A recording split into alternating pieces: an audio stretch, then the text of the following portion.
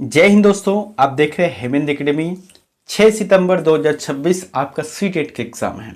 ऐसे में समय बहुत कम बचा हुआ है और अपनी तैयारी आप अच्छे से करते रहें।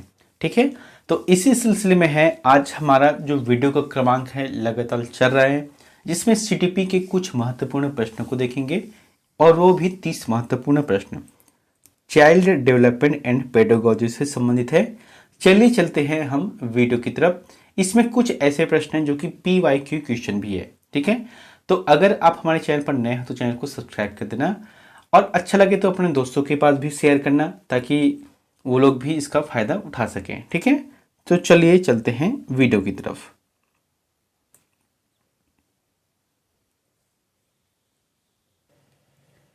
तीस महत्वपूर्ण क्वेश्चन की तरफ बढ़ने से पहले यहाँ पर एक छोटा सा पॉइंट हम देख लेते हैं, क्योंकि यहाँ से बहुत प्रश्न बनते हैं।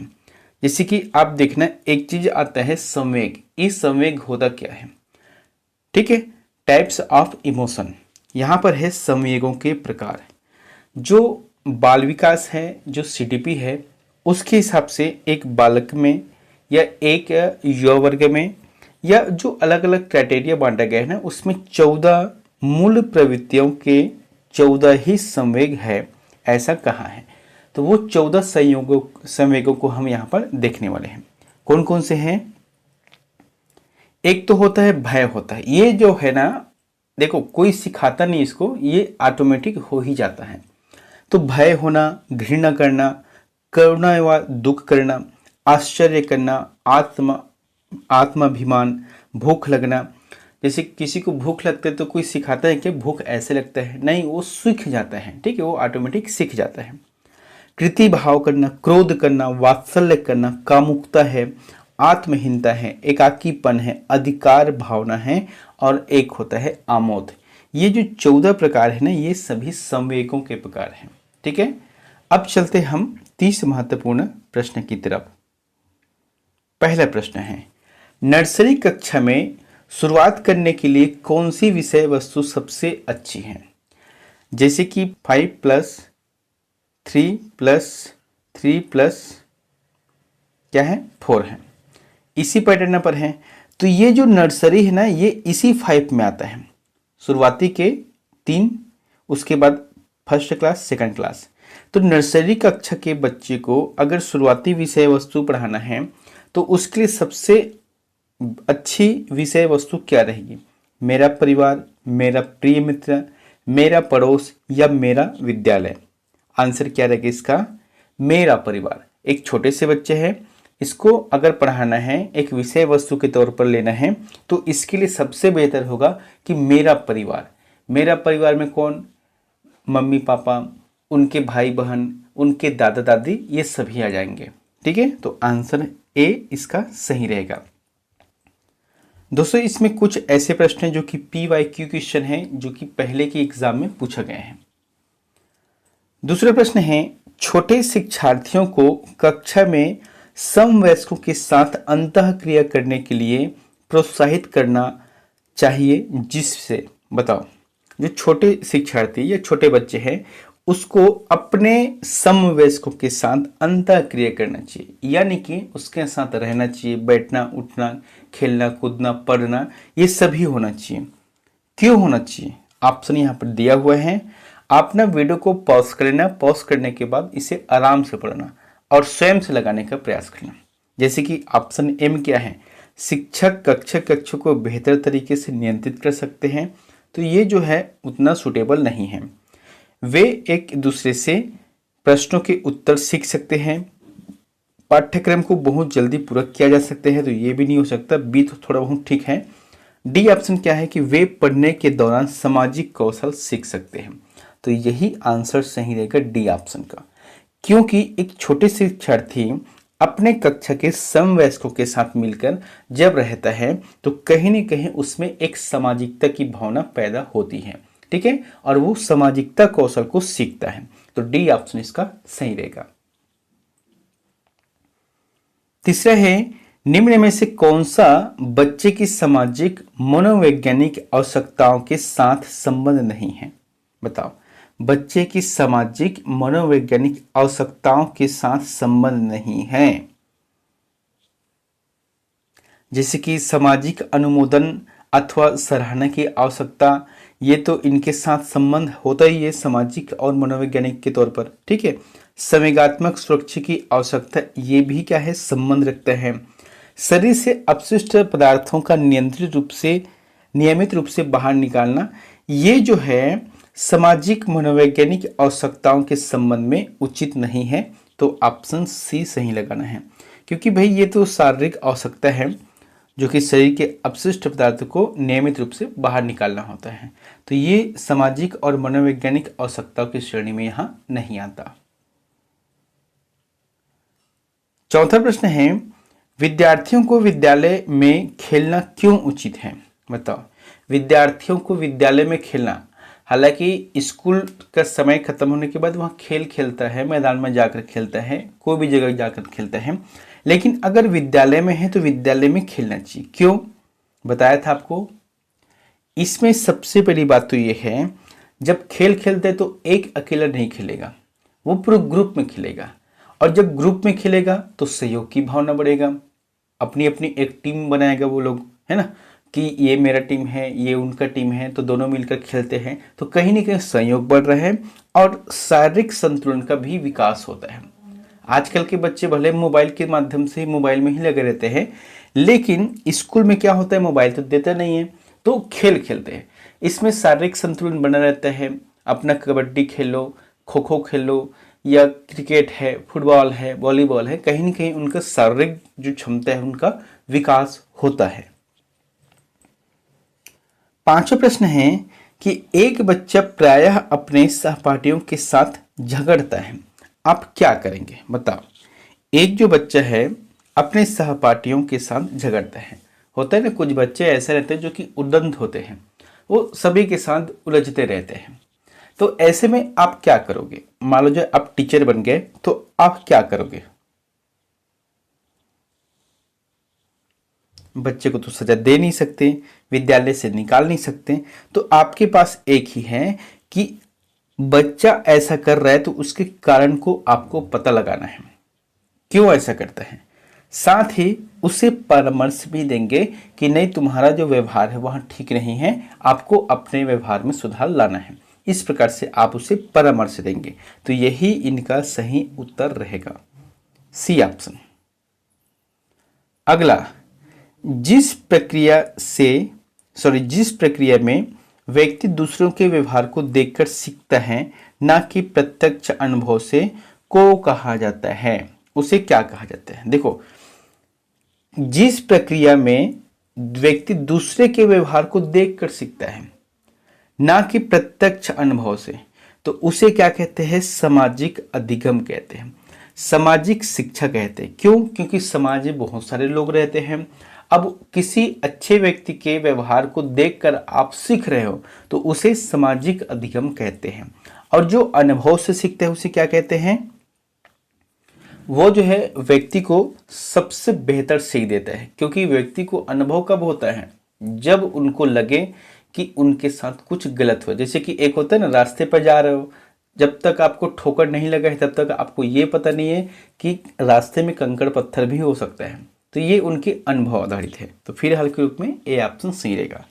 दोस्तों एक चीज याद रखना, जब भी आप एग्जाम दिलाओ तो सीडीपी का टॉपिक एक ऐसा टॉपिक है, इसे आराम से पढ़ना, विचार करके पढ़ना, तो आंसर ऑटोमेटिक इसमें निकल जाता है। ठीक है, इसमें कोई नियम है, कायदे कानून है, जैसे अंग्रेजी है, हिंदी है, एसएसटी है, इसमें एक नियम रहता है या डेट रहता है, उसको याद करना ही पड़ता है, लेकिन इसमें आपको समझते हुए चलना है। सातवां प्रश्न है कि 6 से 10 वर्ष की अवस्था में बालक रुचि लेना प्रारंभ करते हैं। बताओ 6 से 10, अगर हम देखें 6 से 10 अवस्था, तो ये बाल्यावस्था काल का समय है, उत्तर बाल्यावस्था काल, पूर्व बाल्यावस्था काल। तो इसमें बच्चे जो है विद्यालय में रुचि लेना प्रारंभ करते हैं। विद्यालय में क्यों? क्योंकि 6 ईयर होता है, यानी कि 6 वर्ष का होता है, तभी बच्चे जो फर्स्ट क्लास में क्या करते हैं, ज्वाइनिंग करता है।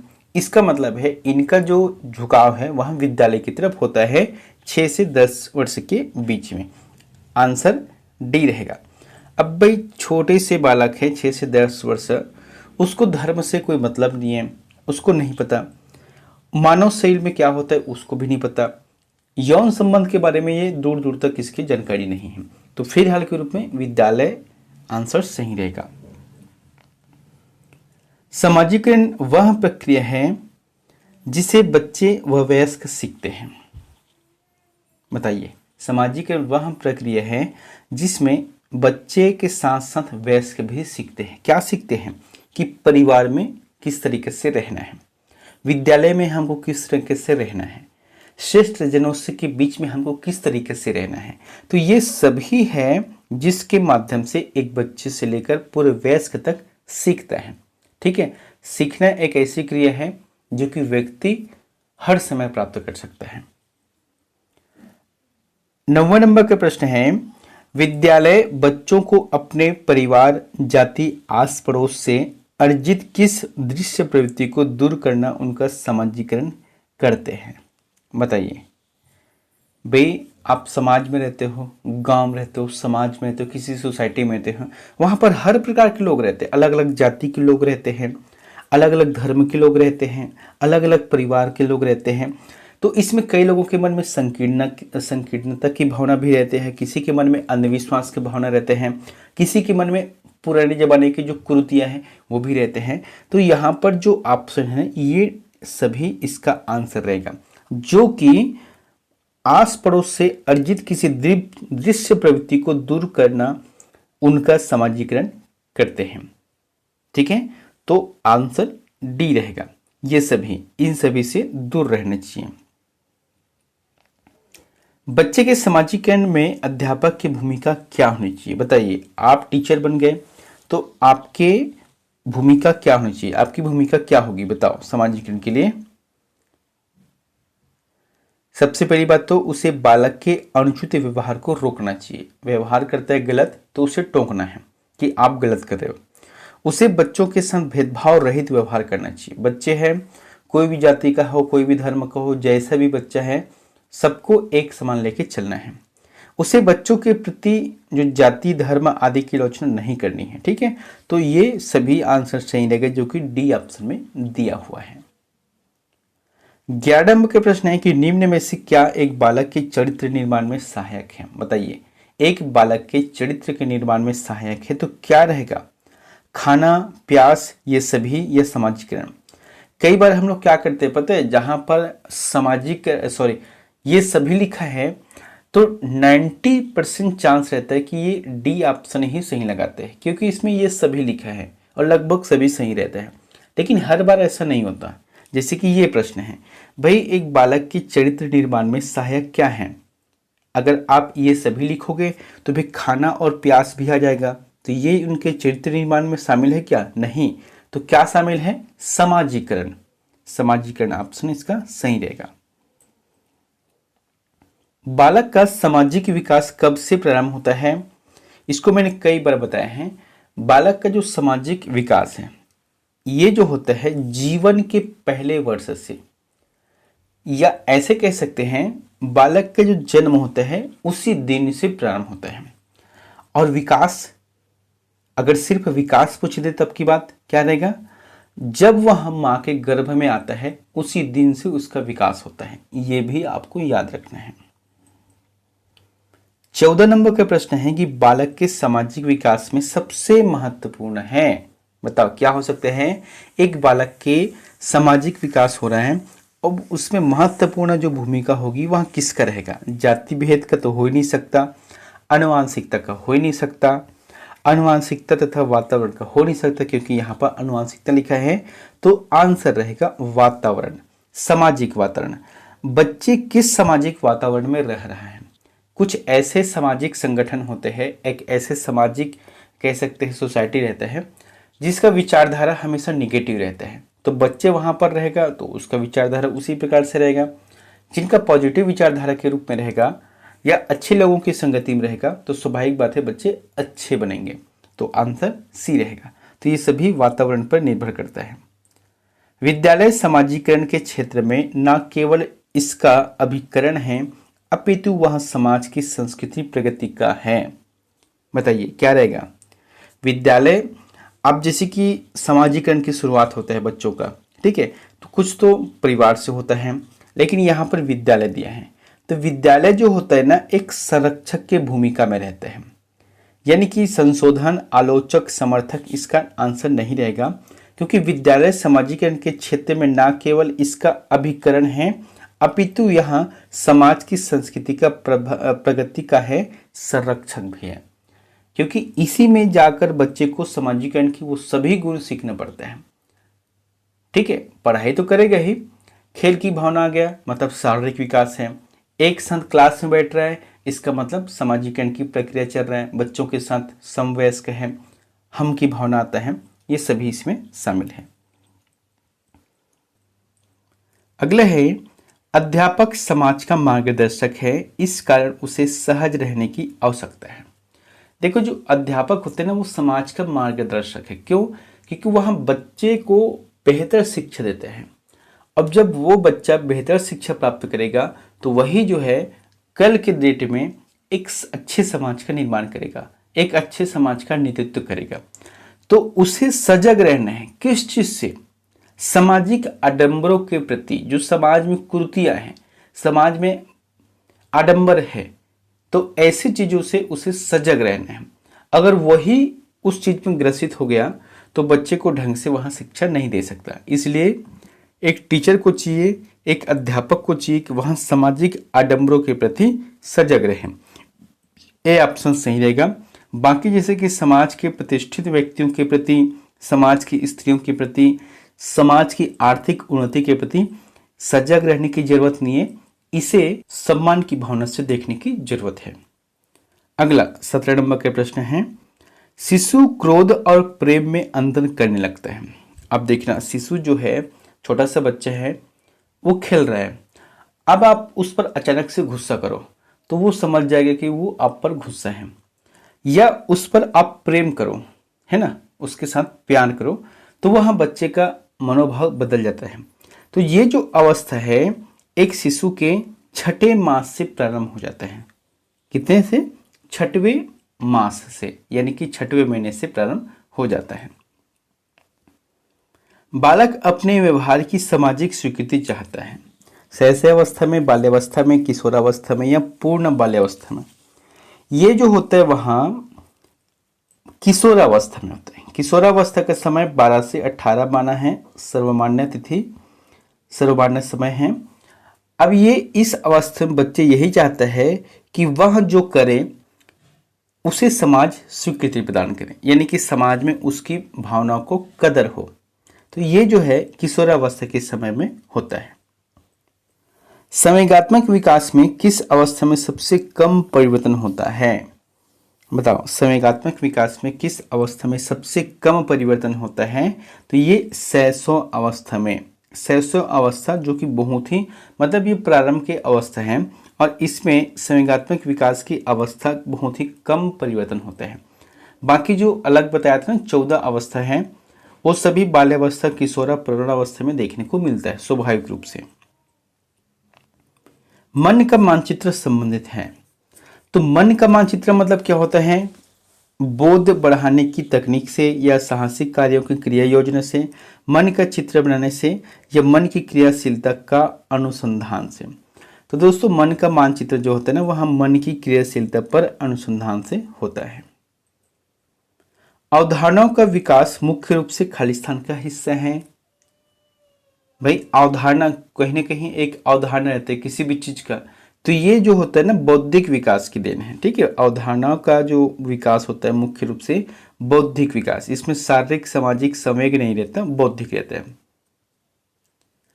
पास पड़ोस व मित्र बालक के सामाजिकरण में किस प्रकार सहायक होते हैं? आप अपने घर के जो आस पड़ोस देख सकते हो या अपने दोस्तों के बारे में देख सकते हो, ये सामाजिकरण के किस प्रकार के सहायक होते हैं? तो बालक को अपने व्यवहार से प्रभावित करते हैं। किसी का दोस्त ऐसा हो जो कि हमेशा कुटिलता की भावना से देखे, तो वो कहीं ना कहीं बच्चे के या उनके साथी के दिमाग में उसी प्रकार से छवि आ जाता है। या जिनके परिवार के लोग अच्छे हैं, आस पड़ोस के लोग अच्छे हैं, तो स्वाभाविक बात है वह बच्चे सामाजिकरण की जो भूमिका होती है उसमें अच्छी भूमिका वो निभाता है। तो आंसर सी सही रहेगा। समाज द्वारा विद्यालयों की स्थापना की गई है। बताओ, समाज द्वारा विद्यालयों की स्थापना की गई है शिक्षकों को रोजगार देने के लिए, तो अभिभावकों के कार्य में मदद के लिए, नई पीढ़ी के लोगों के समाजीकरण की प्रक्रिया को तेज करने के लिए, या राजनीतिक द्वारा समाज की रक्षा करने के लिए। दोस्तों, एक तो होता है सरकार की तरफ से विद्यालय प्रदान करता है, और कई कई जगह देखना समाज के लोगों के माध्यम से भी विद्यालय संचालित होता है। तो ये नई पीढ़ी के लोगों के समाजीकरण की इस प्रक्रिया को तेज करने के लिए बना रहता है। ठीक है, तो इसका आंसर सी रहेगा। बालक के समाजीकरण हेतु शिक्षा का यह कार्य है। मतलब बालक के समाजीकरण हेतु शिक्षा का यह कार्य है कि शिक्षक व बालकों में सहयोग विकसित करना। एक शिक्षा, एक ज्ञान क्या काम करता है? बालक और टीचर के मध्य सहयोग की भावना विकास होता है। संस्कृति के हस्तांतरण का काम करता है। वैज्ञानिक और तकनीकी प्रगति से अवगत कराता है। तो ये डी ऑप्शन सही रहेगा, जो कि उपयुक्त सभी है। संज्ञानात्मक मानचित्र का प्रत्यय दिया। बताओ, संज्ञानात्मक मानचित्र का जो प्रत्यय दिया तो किसने दिया है? इसके बारे में आप लोग शुरू से जानते हैं कि जो संज्ञानात्मकवाद का जो सिद्धांत है वहां जीन पियाजे का देन है। एक प्रगतिशील कक्षा निम्न में से किसे प्रधानता देती है? बताओ, एक प्रगतिशील कक्षा, जो कक्षा विकास की राह पर चलता है, वहां विद्यार्थियों के मतों और अनुभवों को देता है। याद रखना, टीचर पढ़ाकर चल दिए बस इतने से काम नहीं चलता।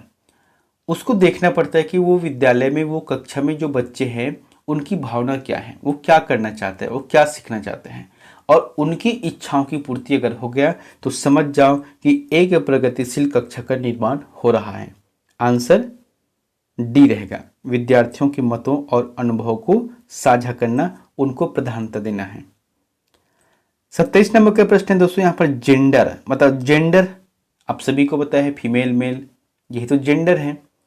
अब आपको यहाँ पर देखना है जेंडर किसे कहते हैं या जेंडर क्या होता है। बस इतने को दे दिया तो फिर ये आपकी PYQ क्वेश्चन है। ठीक है, ये वाले क्वेश्चन है PYQ क्वेश्चन है। आंसर क्या रहेगा? सामाजिक संरचनाओं द्वारा निर्मित होता है कि पूरी तरह वंशगत कारकों द्वारा निर्मित होता है, निर्धारित होता है, या आनुवांशिक लक्षणों द्वारा पूर्व निर्धारित होता है, या एक जन्मजात प्रवृत्ति है। आंसर रहेगा जेंडर सामाजिक संरचनाओं द्वारा निर्मित होता है, ए ऑप्शन। जैसे कि मैंने इसके बारे में यहाँ पर लिखा है कि प्रत्येक समाज की एक लैंगिक संरचना होती है जिसके द्वारा असमानता का निर्माण होता है। यानी कि ये स्त्री है और ये पुरुष है। ठीक है, ये पुरुष है। एक लैंगिक संरचना का व्यक्तियों, उनकी पहचान, व्यक्तित्व और उसके लिए उनके द्वारा किए जाने वाले विकल्पों पर प्रभाव पड़ता है। तो इसका आंसर आपको ए लगाना है। 28वें नंबर के प्रश्न है कि श्रवण बाधित से जूझते विद्यार्थियों के लिए निम्न में से कौन सा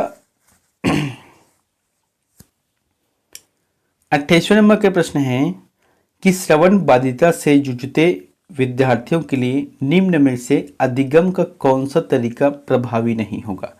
दोस्तों, इसके ना जो CBSE है, इसने एक कुछ निर्णय लिए हैं जिसके हिसाब से जो श्रवण बाधित, जिनको कान से सुनाई नहीं देता, जो कि बहरा होता है, अब उनको शिक्षित करना है। तो कैसे करोगे? दृश्य गतिज, यानी कि उसको चित्र दिखाकर शिक्षा प्रदान कर सकते हो। ठीक है, उसे क्रिया आधारित, अलग अलग क्रिया करके उसे आप समझा सकते हो।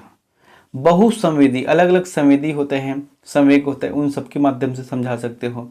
चित्र दिखाकर समझा सकते हैं, क्रिया करके समझा सकते हैं, सिर्फ एक को छोड़कर व्याख्यान। भाई कोई बहरा आदमी है, उसके पास अगर जाकर कुछ बोलोगे तो क्या सुनेगा? अब जब वो सुनेगा नहीं तो वो शिक्षित नहीं होगा, उनको जानकारी नहीं होगा। इसका मतलब है 28 नंबर का जो आंसर रहेगा वहां बी रहेगा। निम्न में से कौन सा प्रक्रिया ज्ञान का उदाहरण है? बताओ।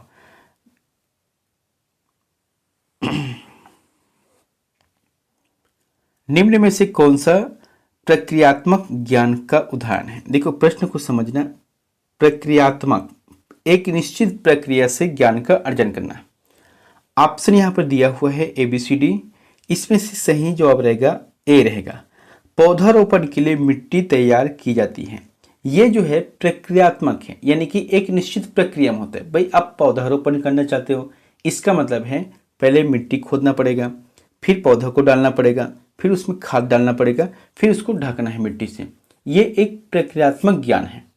जैसे कि आप कार सीखना चाहते हो, बाइक सीखना चाहते हो, तो सबसे पहले जानना पड़ेगा कि इस हाथ में ऐसा रहता है, पैर में ब्रेक दबाना पड़ता है, एक्सीलेटर है, क्लच है, ये सभी क्या है, एक सिस्टम से चलता है।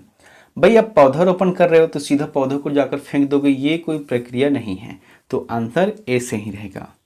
अब अंतिम का प्रश्न आप लोगों के लिए होमवर्क है और इसका आंसर हमें कमेंट बॉक्स पर जाकर बताना है, ठीक है। यहाँ पर है प्यारा सा प्रश्न कि विद्यार्थी सीखने के लिए आंतरिक रूप से अधिक अभिप्रेरित होंगे अगर वे खाली स्थान के भाव से महसूस करें। ऑप्शन है निराशा, सेकंड है शर्म, थर्ड है खुशी, फोर्थ है कुंठा। तो इन चारों में से जो भी आंसर आपको सही लगता है वो हमें कमेंट बॉक्स पर जाकर जरूर बताएं। मिलते हैं नेक्स्ट वीडियो में एक नई जानकारी के साथ। Thank you.